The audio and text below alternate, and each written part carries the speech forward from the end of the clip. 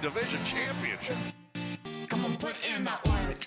I'm not taking anything for granted. Winning the division is hard to do. To be able to win the AFC West, get that first goal, are we going to build that momentum into the playoffs and try to make a run at it? Get the T-shirts and hats, that's a cool thing, but nobody in the locker room is satisfied with that.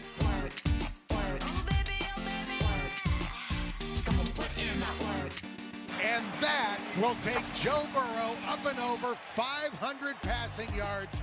You couldn't ask for a better situation right now. We control our destiny. It's one of those tough things. All right, what's going on, everybody? Sound went a little long there. Welcome on into First Take. And look, this is a big deal today because you may not have realized it, but you are being graced with two of Indianapolis's greats. Of course, we have here Super Bowl champ for the Colts, Jeff Saturday. I'm Charlie Arnold, Indy girl. And Marcus Spears, you know what? You're great, too. So, three greats on the show today. There you go. How's everyone doing? Fantastic. Glad to be here. All right. Well, we have a lot to talk about. Some history being made because, as you know, last night was the final NFL game of 2021 being played down in New Orleans. Marcus, what you know about that? It was the Saints hosting the Dolphins. Ian Book getting the start in the first snap of his pro career. And yeah, it was not pretty. But it did make way for Tua and the Dolphins to take care of business 20-3, and also making history, becoming the first team to follow a 7-game losing streak with a 7-game win streak prior to that. So now with the win, the Dolphins now 4th 8-7 team in the AFC competing for a playoff spot. Despite currently being the 7th seed, Miami has the lowest chance of making the playoffs according to ESPN's FBI. Okay, so there are several teams, 8-7, all vying for a playoff spot. We have the Dolphins, Raiders, Chargers, and also the Ravens. So, Marcus, which do you see as the biggest threat in the AFC? Well, I look at the biggest threat as the Baltimore Ravens. And I know what everybody going to say. Look what just happened to them against the Bengals.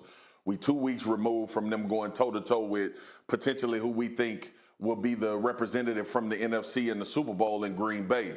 But more than that, right? I understand the attrition that has been suffered in Baltimore, the players that's been lost. But if you telling me you're going to get a healthy Lamar Jackson back with an opportunity to play one game and potentially win one game in the playoffs from an 8-7 team, it's the Ravens. I just love their foundation. And look, we've talked all season long about how this team has suffered a lot of losses on injuries, and they find themselves right here in the playoff mix. So it speaks to Harbaugh as a coaching staff. It speaks to how this team is built, the pedigree in which the players are. And we know when Lamar Jackson plays in any football game that his team is going to have an opportunity to win if it doesn't get crazy or some miraculous things don't happen. Remember, y'all, we 2 plays away from the Baltimore Ravens being a 10-win football team right now with everything that's developed. The secondary hampered.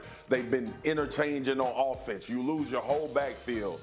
But this team has somehow, some way managed to keep themselves relevant at this point of the season. Do I think they're going to make a Super Bowl run? No.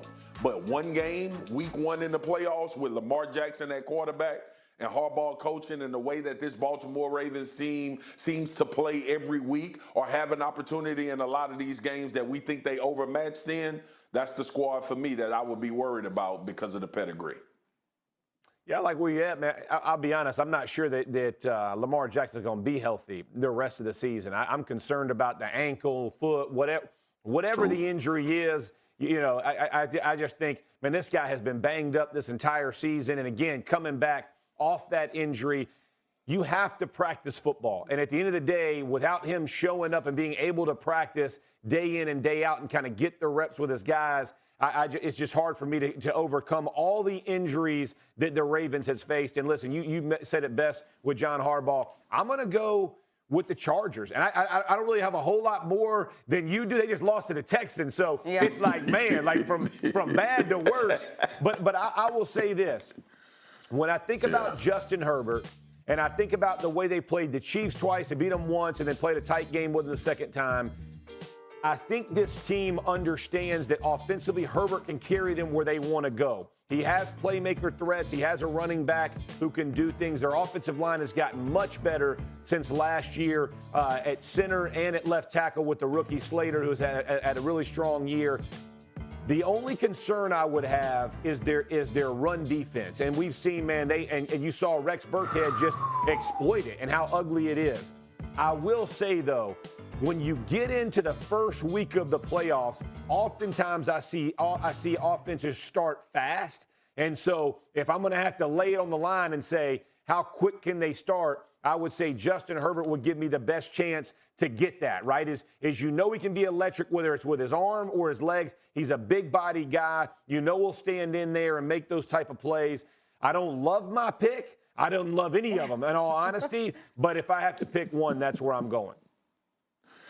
Jeff, I look at it this way, and I understand what you're saying about the Chargers, but for me, the Ravens know how to muddy the game up. And I speak to that because of the foundation of who they are. Like, they can make a game ugly, unconventional, and you sitting there in the fourth quarter and they got an opportunity to drive the field to make a play. I think the Chargers are on both sides of the coin. Either they going to play well or they going to suck. That's really what it boils down to for them. But when we look at the Ravens, even in some losses outside of Cincinnati, the blowout, and how they lost to the Dolphins earlier this year, every game has been muddy. Every one of them. Every team went in there expecting, oh, the Ravens beat up, they banged up, they hurt. We should be able to go in there and take care of business. And you find yourself in a dogfight, and you don't even realize it. Ask the Colts. The Colts are the best example of what the Ravens foundationally are. Like,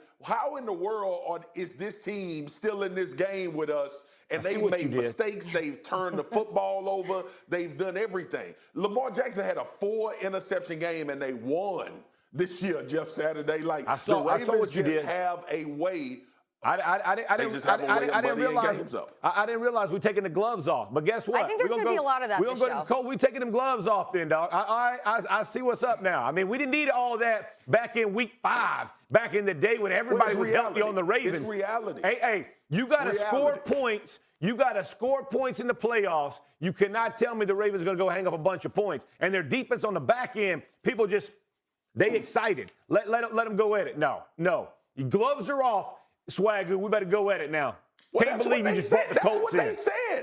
That's what they said when Marcus Peters went out. That's what they said when Deshaun Elliott went out. That's what they said when they lost Calais Campbell, and they still sitting here. Hey, I tell you this: if the Chargers would have lost all these players, they'll probably be already going to the crib. Well, you know what? Let's actually thank Marcus because he gave us the perfect segue, because we are about to talk about the Colts. Ooh. Okay, getting hot at the right time. It's what it's all about, right, guys? And the Colts, they are on fire. 3 in a row, with the latest victims being the Cardinals, putting Indy in a very nice spot to clinch a playoff berth against the Raiders this weekend. And Marcus, okay, we'll give you a little something here. We'll talk about hot. The Cowboys are now playoff bound, clinching the NFC East this weekend with a huge win against Washington, 56-14, the most points scored in a regular season game since 1980. So, Dak, did somebody say slump? You tell me. I never said we were in a slump. Those were your words, so I think it'd be hard for you to say that now.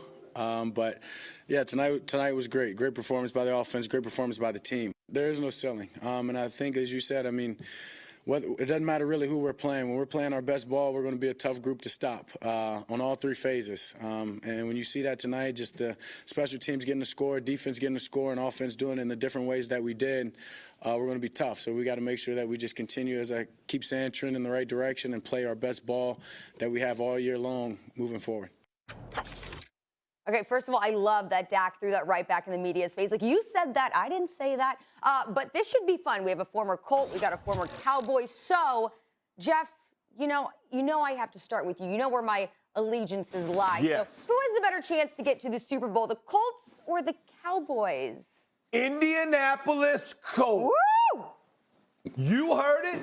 Swagoo, you heard it. It is clear. Let me tell you, ain't nobody, when the Colts get in this weekend, ain't nobody in the AFC want to match up with them. You think about, everybody talks about Dak's in a slump. We ain't worried about our quarterback being in a slump. We're going to hand that ball off to Jonathan Taylor, and we're going to pound you and continue to pound you and continue to pound you. And then on the defensive side, we're going to shut you down, and then we're going to take the ball away from you. We're going to be opportunistic. Then we might block a punt for a touchdown. We don't know. We don't know how the game's going to flow out. But what we do know is we ain't got no back down in us, baby. And you and I both know when it comes to playoff football, when you can turn around and hand it to a guy like 28, who, by the way, closed out 2 games, one where 4 of his 5 starting offensive linemen weren't even in, and then 2 of the others who were backups got hurt in the middle of the game, and he still showed out. Talk about the Patriots 2 weeks ago. He got 2 unblocked defenders in the hole. Don't worry about JT. He's going to take that thing to the house, make Hightower and McCourty both miss. I love the way the Colts have positioned themselves. Once they get healthy and back to full strength off the COVID protocols and all those things, this is the most physical team in the AFC. And guess what? Physicality travels. Ain't nobody worried about slump. And by the way, Carson Wentz put that dime on them at the end of the game. And nobody talked. If Dak Prescott had thrown that pass, Dallas would have freaking melted down. But, hey, in Indy, we just calm about it. Hey, that's just Carson being Carson. May not have had the best first 3 quarters. When it mattered, boop, drops that dime in there, puts up 6, and there we go celebrating another win in Arizona on Christmas. Thank you, Santa, for the gifts. I love it. I love it. Show's over, everybody. Show's over. Go home. Charlie, I'm so glad you're here so he could have a hype woman, because y'all both know y'all lying through y'all teeth. First of all, it took Jeff Saturday 3 minutes before he said Carson Wentz's name. And we all know the damn elephant in the room. We gonna focus on one throw, and we've seen Carson have tremendous moments. We've seen him have good games this year. But y'all know, both of y'all sitting here on this show do not trust Carson Wentz to take y'all anywhere if that run game is not handling business like it should. Do I have to remind y'all last week Carson Wentz was 5 for 12? Ugh. We don't need it. Look, I'm with you. I'm with you on Indianapolis. I think that's a really good football team. They built in the trenches. Darius Leonard, one of the best defensive players in the NFL. And that group and that unit plays at a very high level on the defensive side of the football. But can y'all stop ignoring the elephants in the room? I'm going to shake my head like a comedian, like my man Cat Williams. Y'all already know that y'all don't trust Carson Wentz like that. Y'all already know that. So when we start talking about the Cowboys and we start talking about the Indianapolis Colts, understand this. Rain Dakota Prescott separates these teams. Y'all know it. The NFL knows it. Everybody that's playing in the league knows it. By the way, I ain't mad that Tony Pollard is the running back. I'm not mad that Zeke can churn out physical yards. It's a run game in Dallas. Hopefully Tyron Smith is back healthy. Dak has dealt with attrition on his offensive line. And one team sits here 11-4, and one team is scraping and scratching to get in the playoffs and have an opportunity to run the gauntlet.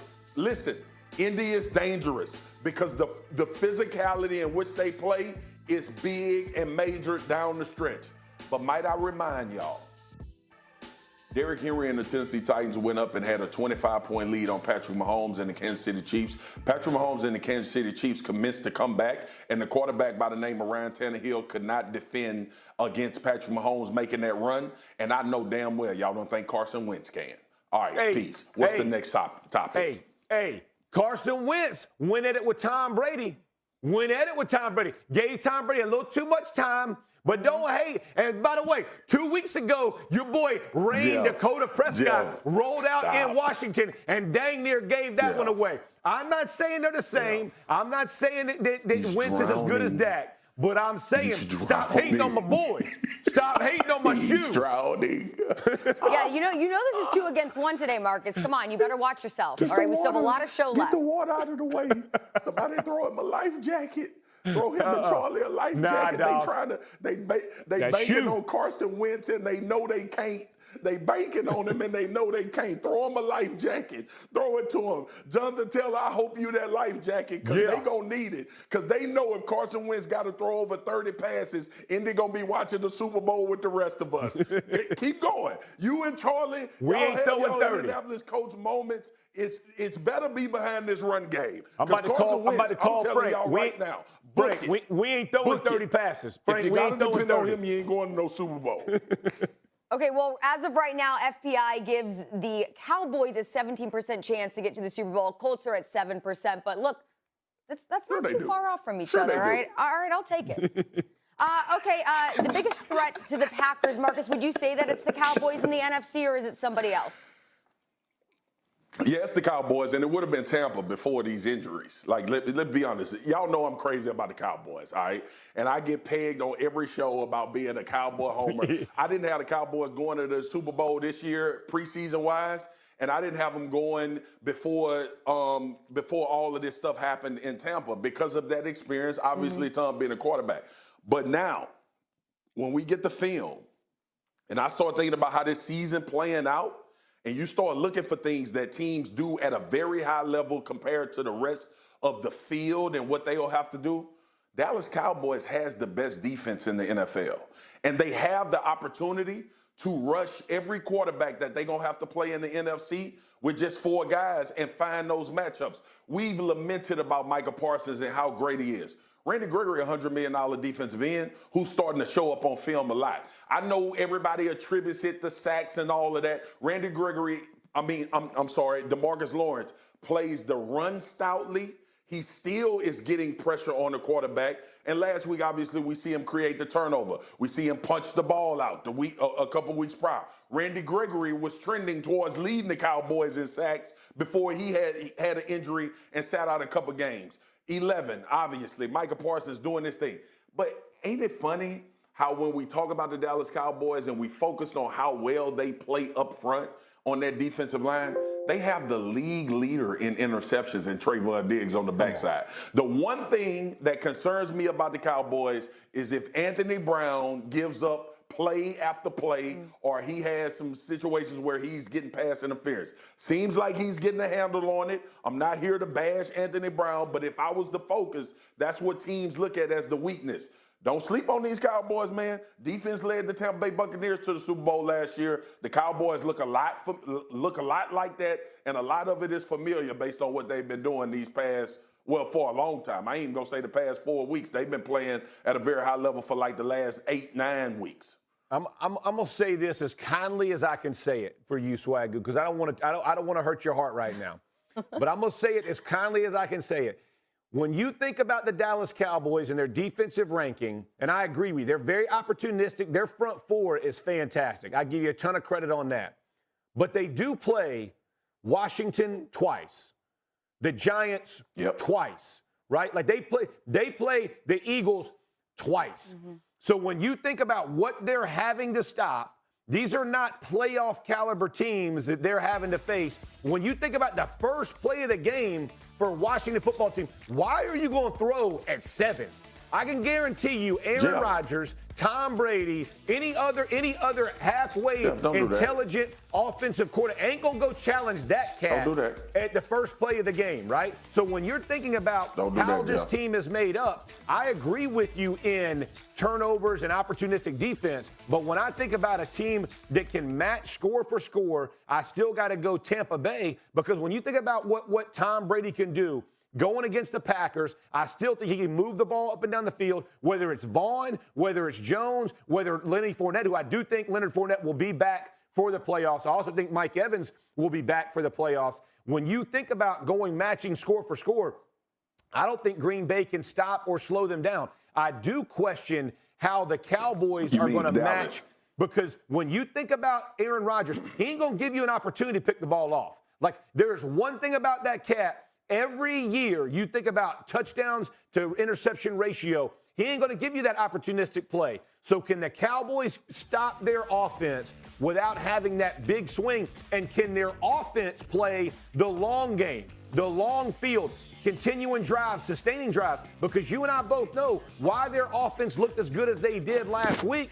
It's because their defense gives them short field and gives them these huge momentum swings and a block pump for a touchdown. So when I think about who's in this division and who's in this conference, I still go Tampa Bay Buccaneers because, listen, when you line up Tom Brady, for whatever it is, for 44 years, this cat always seems to find a way to get his best against their best and make plays. No I still doubt. got to lean that way.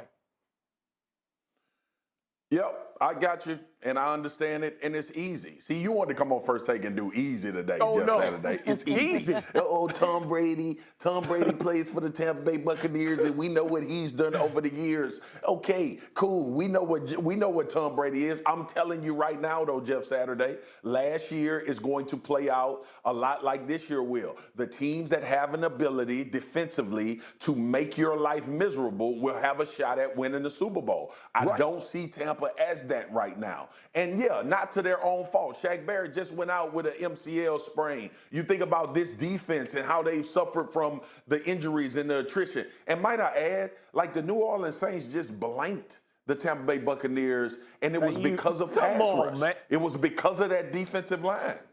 It's because of the way the backfield. It's the way that the Saints' defensive backfield can match up with them. And by the way, Brown was not there. You bring Brown back in. Yes. Brown can beat them defenders, bro. Say, there's a reason they went 2-0. There's a reason they went 2-0 in the regular season last year. And when they played for the dance, you saw Tampa Bay take the win again, right? Don't compare those two. You don't think the Cowboys have an opportunity to match up on the back end enough for those guys to get home? I think Diggs can. I don't think Diggs. I mean, I think Diggs can. I don't think in totality they can match up. Evans Jeff, these folks got 34 takeaways. And no, I don't. I don't think so. We're gonna see. They had all of that week one, Jeff, and the game went down to the wire. And they lost. You don't believe that the Dallas Cowboys right now can match up with the Tampa Bay Buccaneers from a defensive standpoint? I don't think the Cowboys are going to beat the Bucs, is what I'm telling you. Oh, okay. Yeah. All right. Well, I mean, we could all think that. I think the Cowboys will. All right. Well, one thing that I do want to say is, despite the easiness of the Cowboys schedule, I did like this past weekend how they played up as much as they could. They didn't play down. You know, they played an inferior team. They still dominated in all three aspects. I did like that. Okay, finally. Absolutely. And that pressure about to be back on Dak. All that defense playing so good.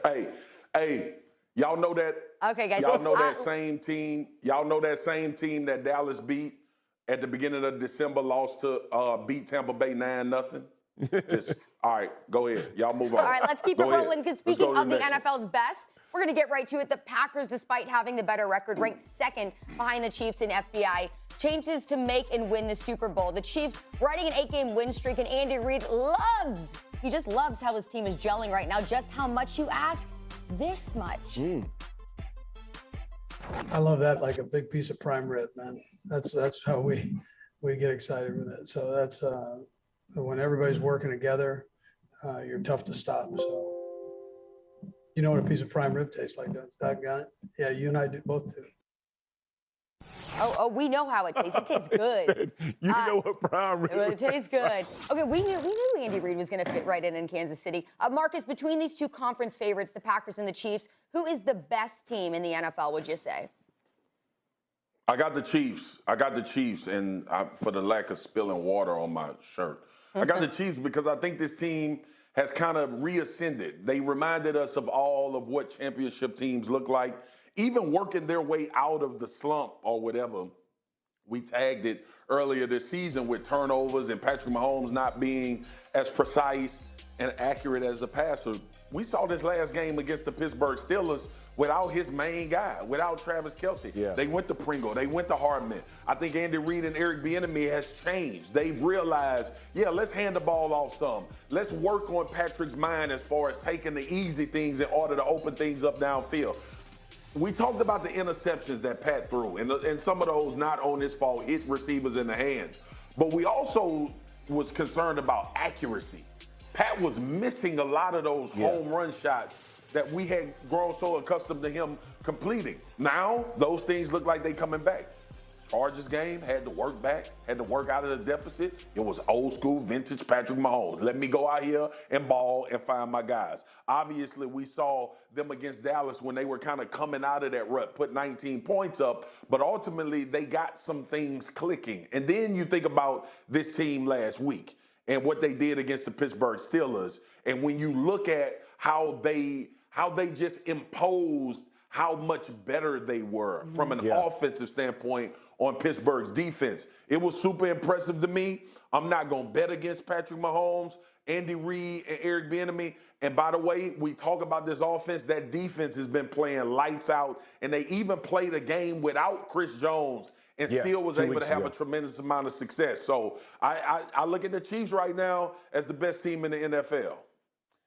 So I would.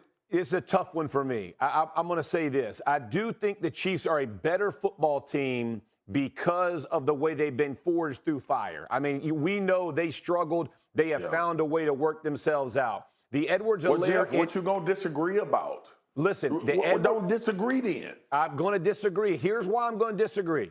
I think the Packers, with their running game, with Dillon and Jones, and the physicality they can play with up front, gives you a slight advantage, in my opinion, over the Chiefs, right? Because we still know the Chiefs, as well as they've played, they still don't want to go, and Edwards-Helaire is hurt, but whether it's Williams or whichever back has to get the touches, we know they don't want to go to that style of game. They still want to put it in Mahomes' hands. Everybody would. We all would. But it's easier to stop that in the playoffs than it is a team who can, when they have to run it, they have to close games out. They don't want to leave a team in it. Green Bay can typically find a way because of what they have back there. Their defense has been much better this season. I understand they've struggled a little bit in the run game here recently, but as you're looking at this football team, when I think of Aaron Rodgers, I've described him like this the entire season.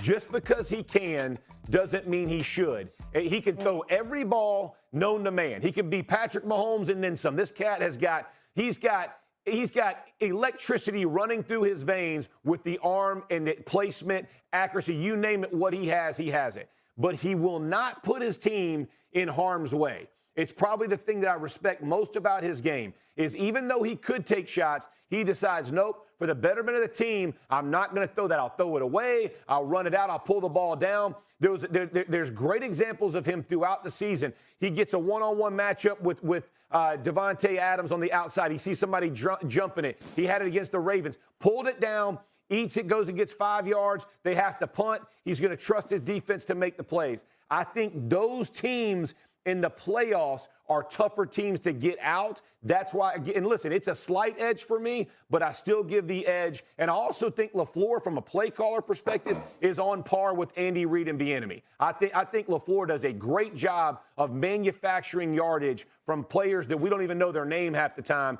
and he can find ways to win. I have a ton of respect for that as well. Marcus, you agree with Jeff on that one about trusting Rodgers more in those situations? More than Mahomes? Yeah. Being smarter? No. Why would I? Why would I trust him more than Mahomes?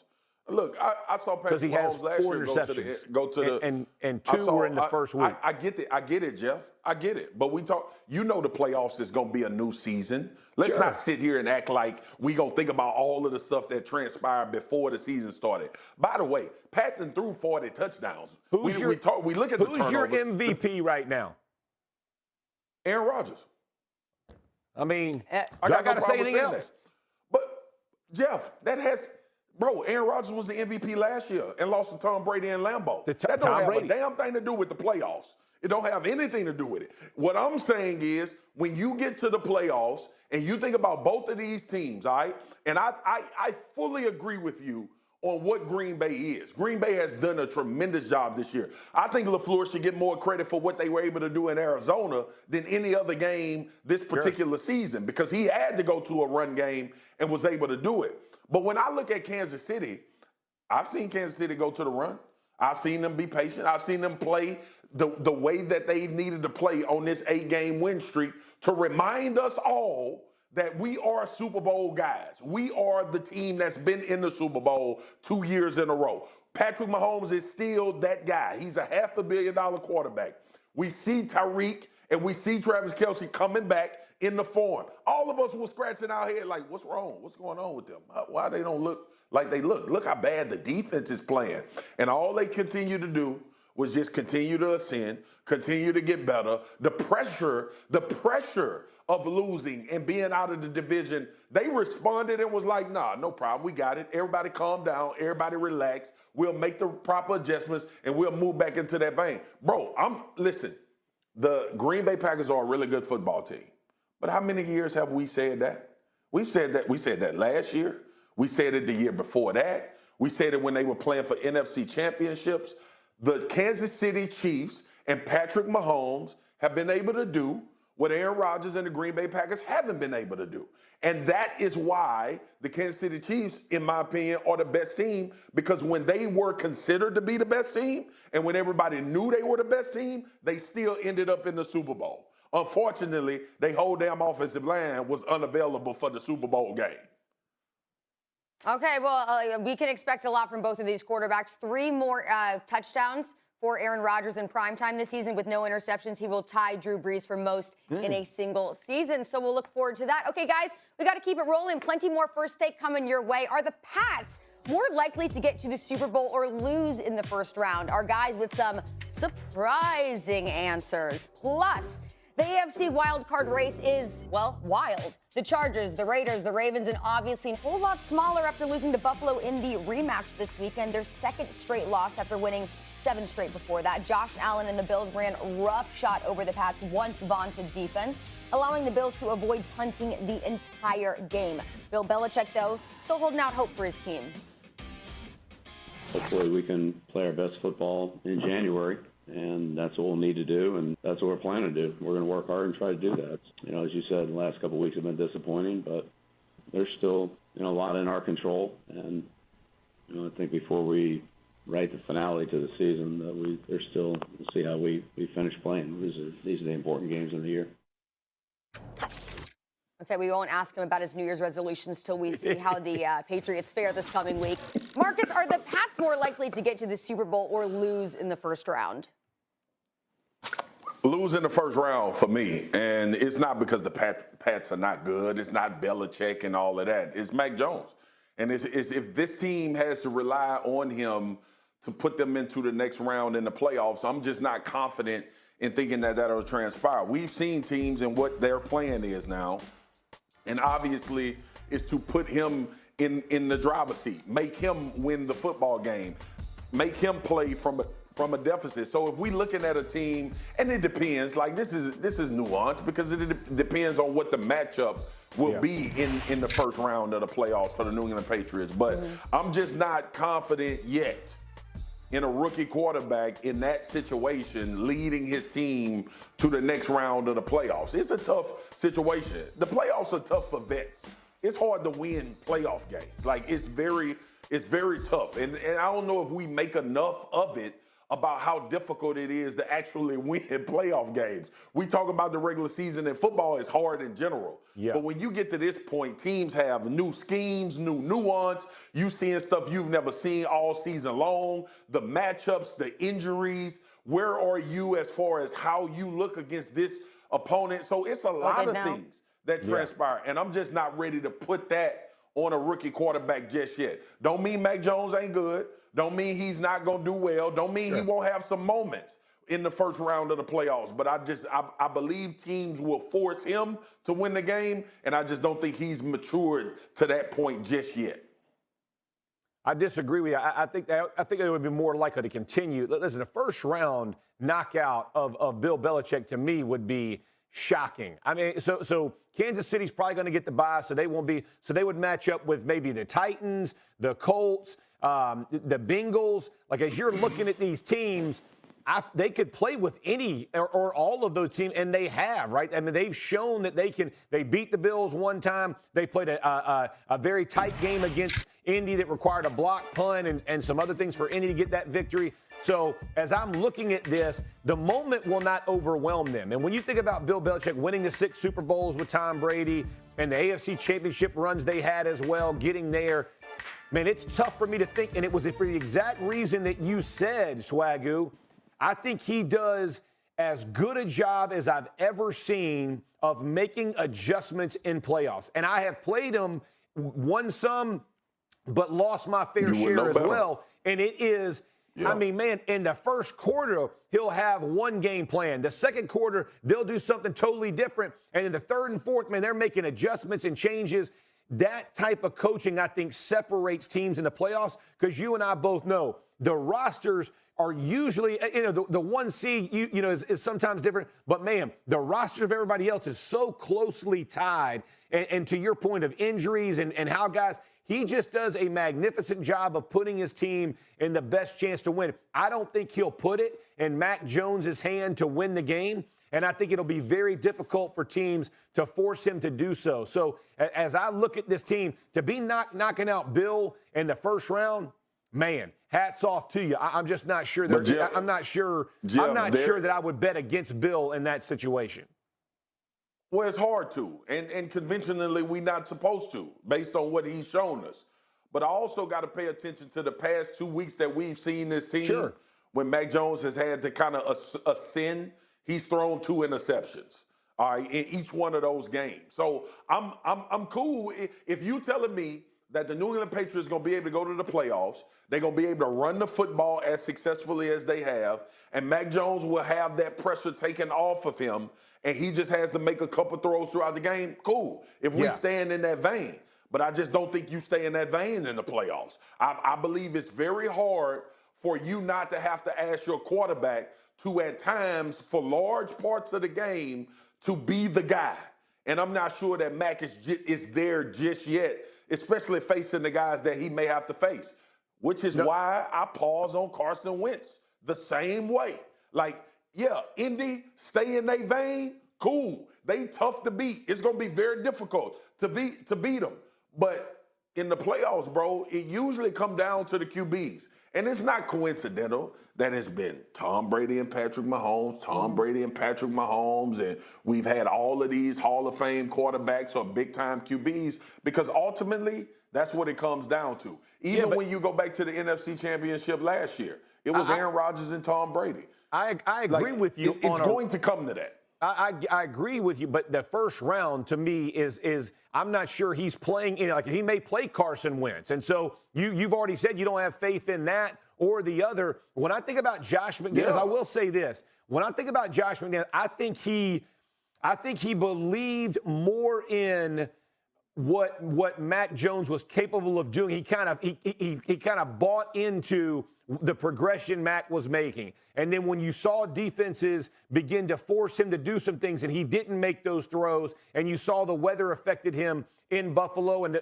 let's be honest, man, like, Josh Allen played dang near a perfect game. I mean, listen, like we saw the 4th and 1, he's got no business making it. On the, when he throws the rocket over, I mean, like, everything, the little flips that he made, like, everything he did was absolutely perfect. It's to me, that's what it's gonna require to knock him out in round 1, is a perfect play and maybe ask a quarterback. And I don't know that I'm that scared of any of the other quarterbacks in the AFC like you would be Patrick Mahomes. I completely get it on Mahomes, but in the first round, I'm not sure there's that many that scare me the way that Mahomes would.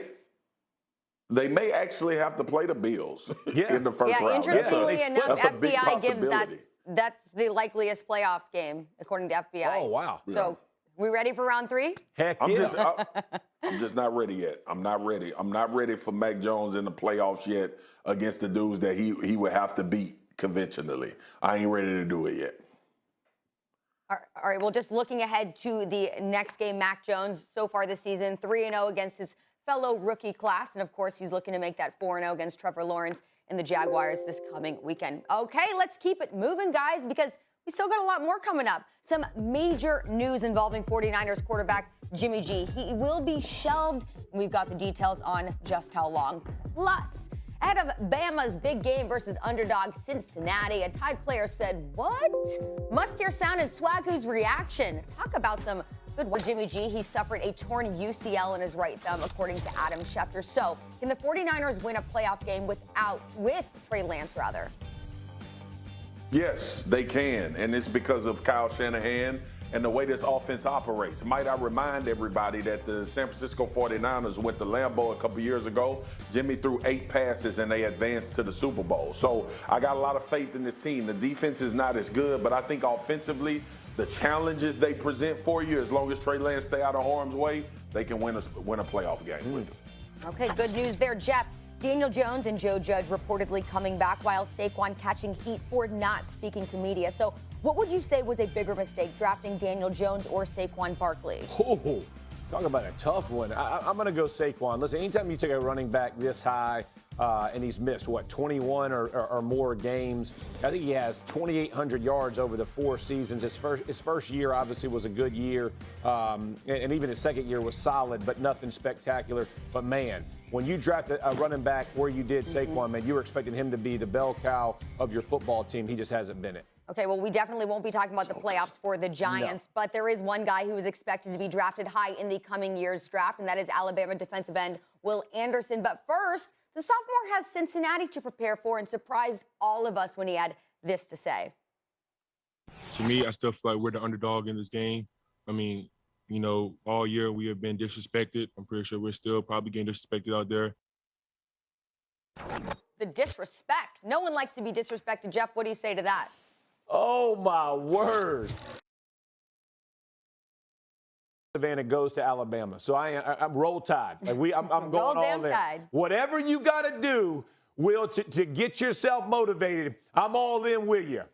But ain't nobody out there thinking y'all are underdogs to Cincinnati. All right? Like, don't listen to it. I'm rat poison. Tell whoever else. Don't listen to what I'm saying right now. Turn the TV off if you roll tide. Turn it off. Don't hear it. Because I got to be honest. And I know Nick don't want me to be honest. Don't nobody want me to be honest. But ain't nobody believe that you're an underdog. But if that's what you do in your head. It's a rare statement, though. It's a rare statement. I am all about that action, boss. Go see it. Make them pay for it. Show everybody out there who the underdog is and how we overcome it. But, man, ain't nobody going to say that Cincinnati is favored over Alabama. I can't do it. Not in good conscience. I'm a man of faith, and you know I can't just get up in here and lie like that. Oh, my word, it hurt me. You know what I mean, Swagoo? What are these spirit fingers? Jeff, this is vintage Nick Saban playing the strings, bro. He really got them believing that they underdogs, and that is no good for the Cincinnati Bearcats. No. Look, I love Fickle. I think Fickle is a great coach. I have enjoyed seeing Cincinnati be in this moment. Great job by them getting in the playoff. But this is why Nick Saban is the greatest coach of all time, because I don't want anybody in America to believe that Will Anderson is just saying that for the. Nick Saban has told them since this game was announced that they don't respect us, they don't care about us, they tired of Alabama. Success is not a continuum. He's probably been grilling them in practice, and he legit has this team in Alabama feeling like they are the underdogs going into this playoff game. But Jeff Saturday, thank you, my visiting pastor, because it's music to my ears, brother. Yeah. It ain't no way in hell in real life that Alabama think they underdogs to the Cincinnati Bearcats. And I'm not trying to be funny, because football is crazy, and crazy, strange things happen. And Cincinnati is a good football team. But this particular point right here that Will Anderson just made is a flat-out lie. And it ain't the truth. And like my grandmother used to tell me, boy, you're a lie and the truth ain't in you. Yeah. They do not think they underdogs. They are planning on going out here and winning this game by 40. Yeah, I said 40. That's the plan that Alabama has right now. But Saban got them really believing this, and I was once one of them young bucks playing for him at LSU, and he was able to sell water to the damn ocean. That's him. That's whatever why you need to do to motivate yourselves. I'm here for it. Absolutely. And listen, when you think about, like, in the mindset that he's got them in, he talked about that good rat poison before the Georgia game. He's looking for that good rat poison again. He don't want me and Swagoo up here putting that bad. He wants that good rat poison they feed on. He ate it. They loved it. That's Nick Saban can do it, man. You're right. The best in the business for a reason, bro. He got them. That dude was focusing on the camera when he said, "We're the underdog. Don't nobody respect us." We the underdog. He is thinking about hurting folks, baby. Oh, my word, that is good. Good rat poison. You will only hear that right here, ladies and gentlemen. Okay, guys, let's keep it going, because we still have a whole lot more to get to. And there was a question that really didn't even seem close just weeks ago. how our guys would redraft the 2020 quarterback class between Burrow, Tua, and Herbert. Plus, nobody loves getting on Steven's A-list more than Mina Kimes. So today, guess what? The A-list is all hers. It is ladies' hour. Mina's top 5 teams in the NFL in just a bit. Do not go anywhere.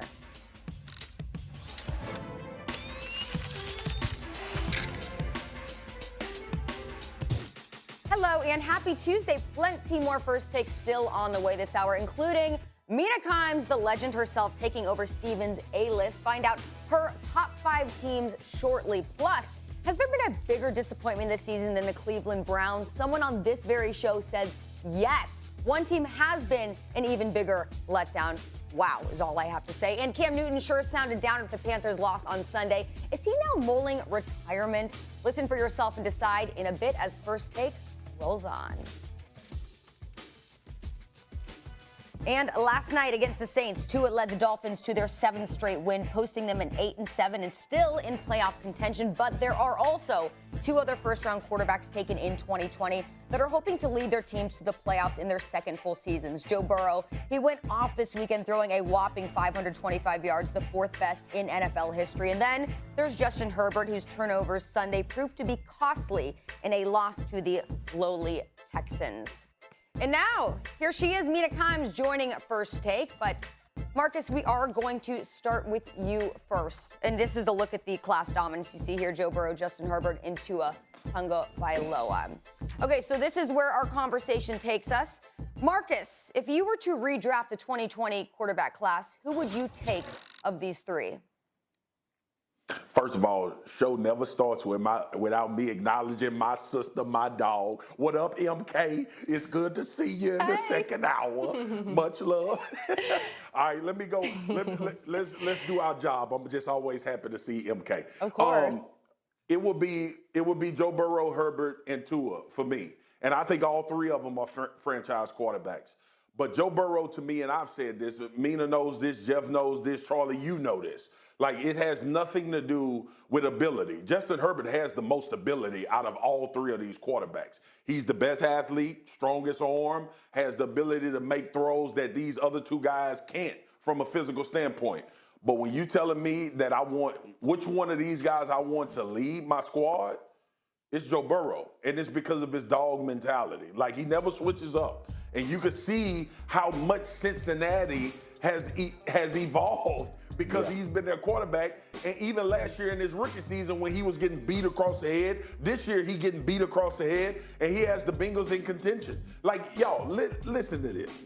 The Cincinnati Bengals are going to the playoffs with a quarterback that's technically in like his 1.5 year because he lost so much to injury. This is a young team with a lot of talent on the outside, but Joe Burrow would be my number 1 guy because of a lot of the intangibles. Not saying that Tua doesn't have it, not saying Herbert doesn't have it. I've seen it more on display from Joe Burrow than I have from both of these other guys, and that's why I would take him 1, Herbert 2, Tua 3.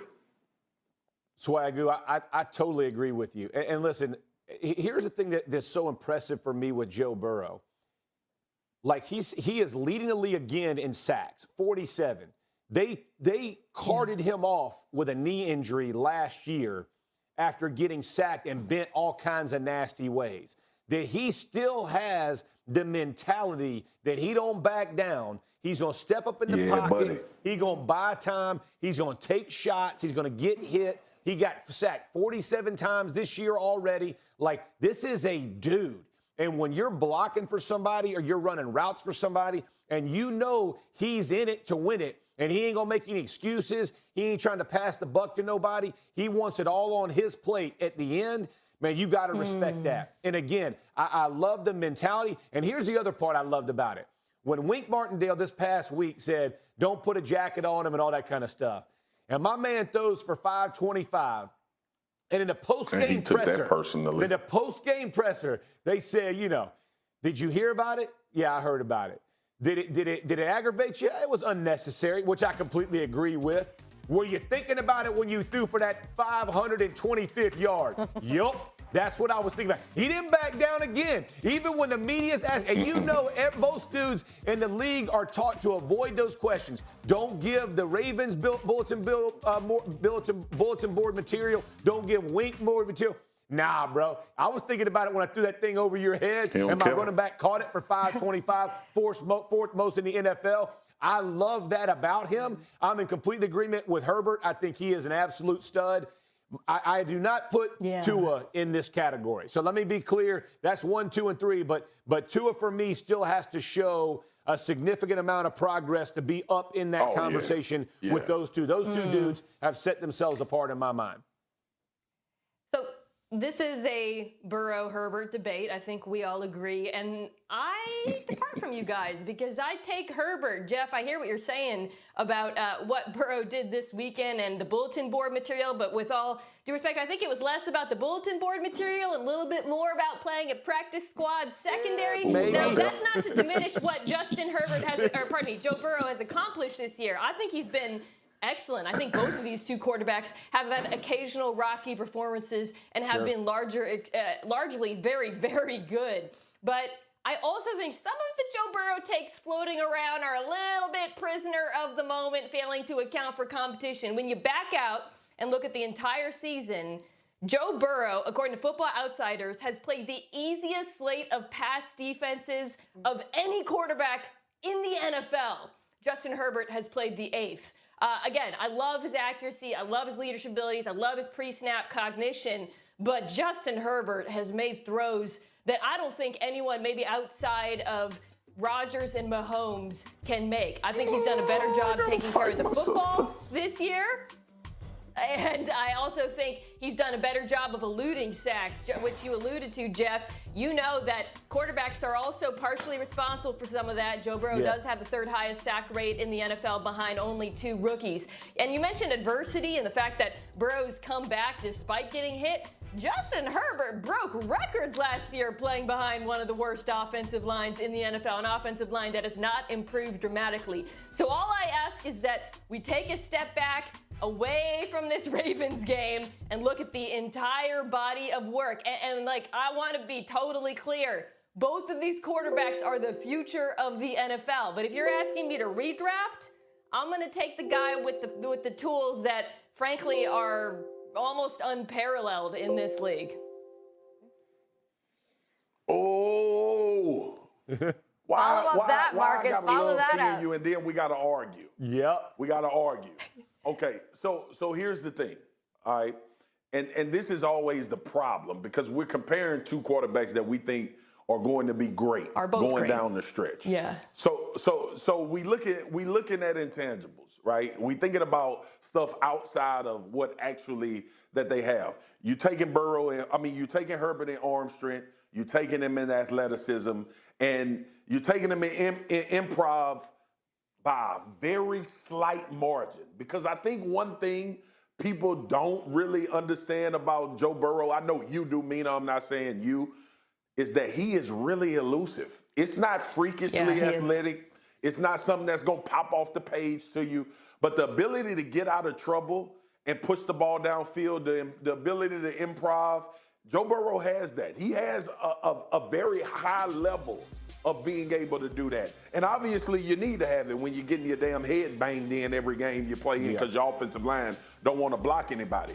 But really when it comes down to this conversation, and I'm not one of those detractors of Justin Herbert. He need to be loud. He need to curse. Nope, he don't need to do none of that. Yeah. I don't have any questions about Justin Herbert's leadership. What I'm saying is, in the foxhole, I want Joe Burrow. Yeah. And I want Joe Burrow because maybe it's the fault of what I've been able to see. I've just seen him in those moments a lot more than Justin Herbert, and him have the ability to kind of just deliver.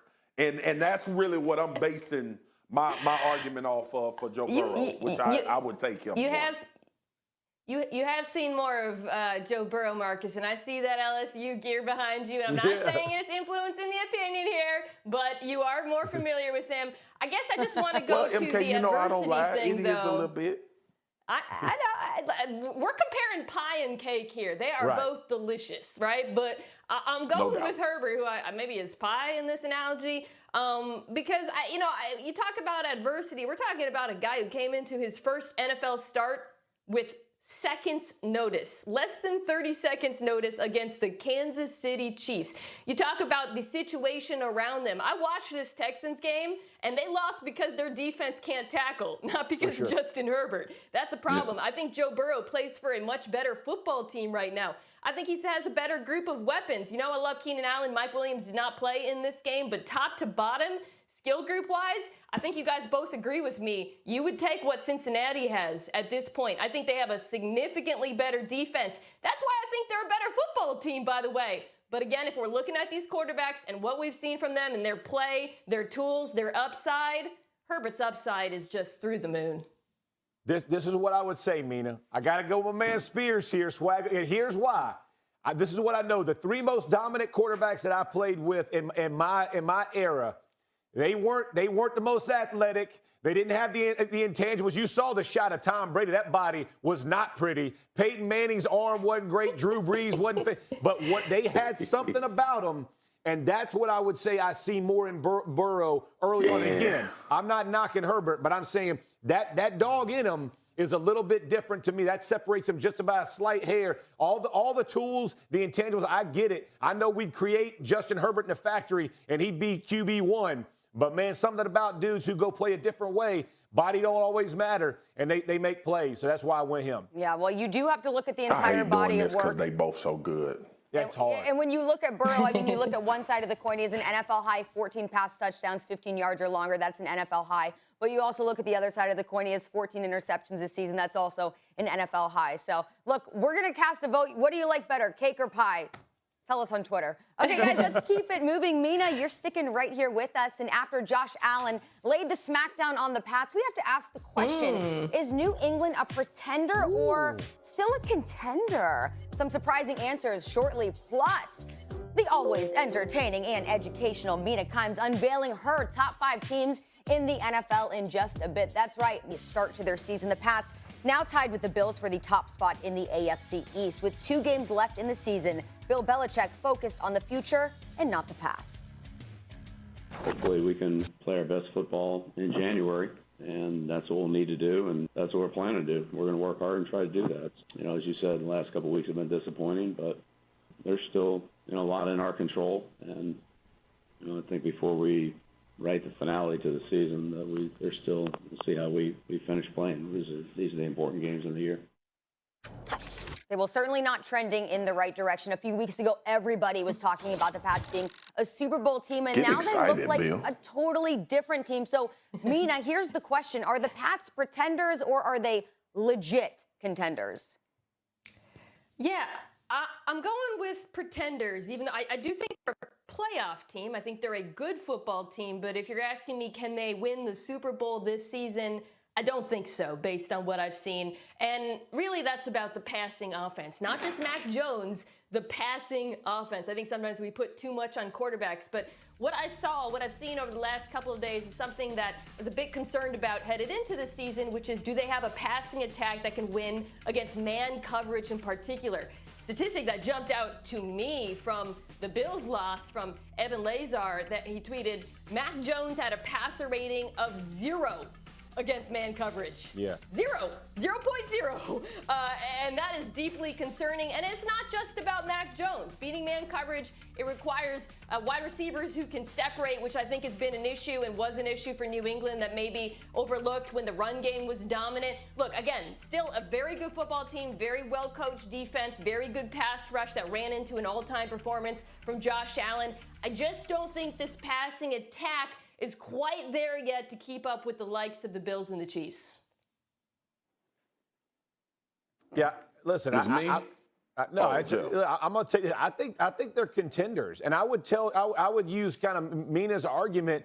They've already beat the Bills one time, and they played. And listen, everybody on this set knows Josh Allen played dang near a perfect game against the Patriots. He made plays that he had absolutely no business making. Listen, hats off to you. Like when Bill Belichick says, you're going to have to beat me left-handed, McKenzie is beating you with a left-handed knockout, right? When you don't expect that guy to be able to throw it at all. Yeah. That's a big deal. The throws that he made, the little pitches he made, the 4th and 1 where he's got 2 dudes dialed in on him and he dips and J.C. Jackson, almost falls on his own head to whiff. Like, I don't expect those things to happen continuously to the Patriots. And so when I look at this football team, I would tell you this. Other than the Chiefs right now, who have separated themselves in the AFC, you would give the Patriots a fighter's chance in each and every one of those games. So to think that they are pretenders because of Mac Jones or whatever flaws they have, we could point to that in every football team in the AFC, minus the Chiefs right now who are on this hot streak. But when I think about one game in the playoffs, coaching against Bill Belichick, you got your hands full. And listen, I've lived it. I've watched him do things that have amazed me and run completely different game plans in the first and second quarter, much less the third and fourth and the adjustments they're going to make in those quarters. So when I think about what Belichick can do and the way he can continue to advance, I think Josh McDaniels is understanding the limitations of Mac Jones and their passing attack, Mina, to your point. Yeah. And so he will figure out, what do we have to do, right? It may mean we punt it more. We don't put the ball in those hands. We don't stop the clock. We shorten the game. But rest assured, that man's back in the lab, and he is putting it together. So for me to just go, oh, they're pretenders because they got beat by the Colts on a block punt and some special plays, and then against Buffalo with a special performance, I still think they're in the mix. Well, back to agreeing with Mina, pretenders. And listen, it really boils down to this. A good football team. Like the argument is not that New England is not a good football team. They're a good football team, and we think their level is even higher because Bill Belichick is their coach. It's one damn thing you can't run from, though. Your quarterback got to make plays in the playoffs. Mina has rolled her eyes at me 100 times this year because I've said run the damn ball. And I believe if you're going to win football games consistently, you better be able to run the football. The New England Patriots can run the football. They can do that. But in the playoffs, those game plans change. And other teams force you to change those game plans. So I get it. If we play in the same vein and Bill Belichick and it's going exactly how Bill Belichick thinks it needs to go and they making plays, yeah, you can see New England make a run. I just don't remember the last time we've seen the playoffs go that way. All of the playoffs that I've watched, even when Jeff Saturday was winning the Super Bowl, at some point Peyton had to be Peyton. At some point, those quarterbacks had to rise to the moment. We look at the Super Bowl a few years ago with San Francisco and Kansas City. Jimmy G was going to be asked to make some throws in that game. That's what it forces you to do. Like, it's never a case where you got a team that's going to go in the playoffs and say, yep, we about to run it down their throat and we going to win the Super Bowl that way. It does not happen that way. Because if the Tennessee Titans ain't won the Super Bowl with that running back, ain't nobody doing it. You going to need your quarterback to play at a high level at some point during the season. I think Josh Allen can do that. I believe Patrick Mahomes can do that. On the other side, I think Aaron Rodgers and Tom Brady and Dak Prescott can do that. All of the teams that I'm talking about, contenders, legit guys, I think they can do that. It will come to a point where Mac Jones will have to win the game for the New England Patriots, and I don't think he's ready just yet in a playoff atmosphere. I think for a few things. One, I think Bill Belichick has followed this formula before with a young quarterback, not comparing the two, but just saying I think he's figured this thing out.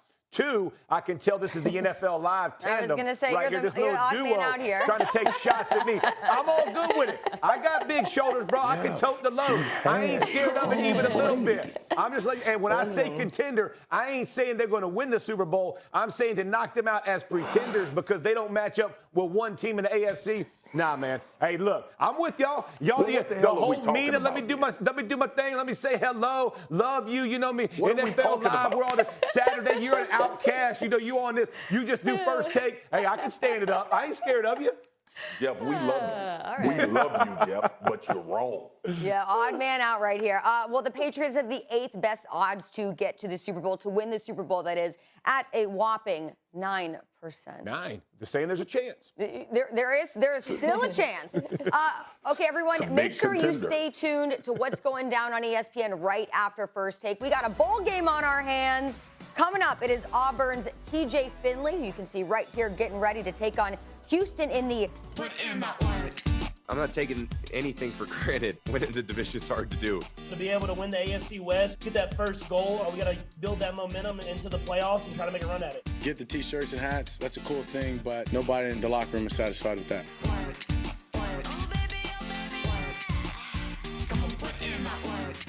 And that will take Joe Burrow up and over 500 passing yards. You couldn't ask for a better situation right now. We control our destiny. It's one of those tough things that we kind of shot ourselves in the foot. Josh Allen's done his best Patrick Mahomes impression all afternoon long. We're where we want to be right now. We got a playoff caliber mindset. I think we just need to execute better, and there's no excuses. OBJ, touchdown LA! We obviously guaranteed ourselves a spot. Love to make that spot as good as we can make it from here on out. All right, lots of playoff implications, lots of possibilities. It's the most fun time of the season. And now, you know, this is Stephen A's bread and butter, but as you can see right in front of us, we have a more than adequate fill-in to take over today. So ladies and gentlemen, it is time for this week's A-List with our girl, Mina Kimes. So Mina, give us what you got. You know, I've seen a lot of bad lists from Stephen A. So we got Mean Days list today, which I never want to be called, by the way. But I think it's going to ruffle a few feathers, despite the fact that it's going to be accurate. So I'm going to start with a team that impressed me so much this weekend, the Buffalo Bills at number 5. Charlie, this for me really is a pick because of the quarterback. I think we saw this past Sunday that outside of Mahomes, he is the best quarterback in the AFC. Was also really impressed by how well coached their defense was, what they were doing to that Patriots play action passing attack, their ability to hold up without Trey White. Incredibly impressive offensive upside, highest of any team, again, outside of the Chiefs. Next team is a team that would probably be higher if not for a lot of injuries, and that is your reigning Super Bowl champion, Tampa Bay. Speaking, of course, about losing Chris Godwin, though I think Antonio Brown is a capable fill-in, but they're also out Mike Evans, Levante David, both of whom are key players to this team and will be coming back for the playoffs. Look, it's Tom Brady, the GOAT. He's still playing at an extraordinary high level. This offense is still extremely efficient. I think they'll be able to overcome the injuries come playoff time, and maybe they'll move up the list. Yes, Lord. This might be my most controversial choice. I know Jeff Saturday's going to be mad at me. Drum roll. I'm putting Green Bay at number 3. I know he's mad, and here's why. It's not because of the offense. I think Aaron Rodgers, despite that sort of inexplicable, quiet second half on Sunday, is playing at an extraordinarily high, perhaps MVP level. But the defense, Charlie, since week 11, since the Vikings game, they went bottom 3 in just about every metric. Yards per play, third down conversion, yards per carry. I know they're possibly getting Jair Alexander back, but until I see him back in action, a little bit worried about this defense. Not worried about this next defense, and that is the Dallas Cowboys. Stephen A is watching at home so angry right now. I don't care, because this Dallas Cowboys defense is getting to quarterbacks like no one else in football right now. Best pass rush in the NFL at the moment. Finally, we saw Dak Prescott looking like he did in the beginning of the season. I think this offense is back to normal, and I think this is arguably the most balanced team in football right now. I love what I saw from the Cowboys, and I have reason to think it'll continue. Y'all know who's number 1. It's a team I've been riding with since week 1. A lot of people jumped off the ship. Not me. Kansas City, the top team on my A-list. I mean, I love what we saw from Patrick Mahomes this Sunday. It wasn't explosive. It wasn't crazy. He wasn't putting up those Joe Bro numbers, but he did what we have wanted to see him do all season long, methodically work his way up the field without Travis Kelce, by the way. Extremely, extremely impressive performance. Meanwhile, the defense has become one of the best man coverage units in the NFL. Excellent standard rush as well. I take the Chiefs to win the AFC, and they're the best team in the NFL. All right, well, Jeff's over here rubbing his face. So, Jeff, what say you to this A-list? I mean, going back to my first point, I mean, she got Swagoo on her side by bringing them to the number 2, which she knew she shouldn't have done, but she did it anyway because she knew Swagoo is going to. She's got to see him later. He's going to rubber stamp that thing all the way. Oh, my Cowboys. Oh, my Cowboys. Blah, blah, blah, blah, blah. It's all more here. How excited I am about the Cowboys, balance, all this kind of stuff. Man, they beat the Washington football team. Washington. By the way, 2 weeks earlier, they almost lost to Washington. Man, they had a good game. It's a get-right game. You can't put them up at number 2. We cannot put them at number 2. And then in the AFC, you don't even have the Tennessee Titans on the AFC. Mina Kimes, you and I both think, how in the world are you going to put Buffalo again? Listen, they had an insane game. He played as good as you can play. But you and I both know if they lined up in neutral field right now, those two teams, you give the nod to Tennessee Titans over the Buffalo Bills. I do not agree. You know it, and listen. I do not agree. The Colts, beat the brakes off that team 4 or 5 weeks ago, and we're going to put the Bills up there because they get and beat the Patriots. No, ma'am. I am. Listen, this list. You know what? You know what? This list is perfect for Stephen A's list. You know why? Because that's what it does. Just like Stephen A's, I'm doing the same here. Something happened in that chair. For the Colts and the Packers. Who could have seen that coming? I just want to quick a hit point before I hand it over to my man Swagoo. You talk about the Cowboys beat the Washington football team. We're talking about the Packers, who barely beat Tyler Huntley and whatever that version of Baker Mayfield is. We're talking about competition. You got to look at those schedules too, Jeff, and you got to listen to what I say. It's about the defense. The defense has not been playing well over the last few weeks. Marcus, you know that Dallas defense is better than Green Bay, Marcus. Okay, Marcus, before we get to your response, we have a little bit of video because you were reacting quite favorably to Mina's A-list. So let's take a look at that. Let's take a look. You're damn right I was. That smile. Look at it. Feeling himself. You know what that is, Charlie? You know what that is? That's the NFL Live vibe. That's what that is. That's the NFL Live vibe. That's what they do. They get together. You know, Dan gets on there with it. They all get this little shoulder rub. Look at him. Oh, please, throw me the Cowboys at number 2. Throw me the Cowboys at number 2. Oh, my word. There we are. There we are. We love it. Oh, man. Oh. So, Marcus, do you have anything to say, or are you just going to hug the helmet a little more and let me know? Listen, for the sake of doing my job, I love this team. And we can but I would put Green Bay too. MK, I gotta disagree with you. I would put Green Bay too. I love the list. I love what they've done. I still need to see Dallas a consistent offense for these next 2 games.